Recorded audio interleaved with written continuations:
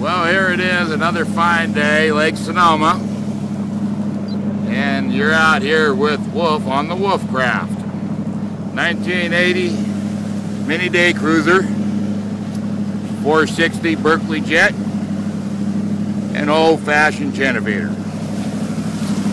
Give you a quick look so I can keep on seeing where I'm going here.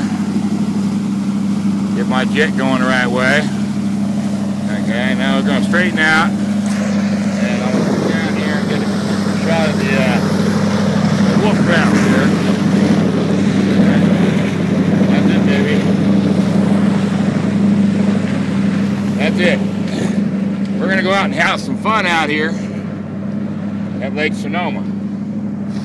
Now, this is April 12th, 2013. Excuse me.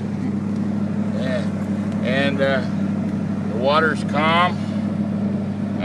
Temperature's about 66 degrees water temperature. Everything around here looks good. Nice, clear. Anyway, we're gonna go out here and have a little fun. We haven't had fun.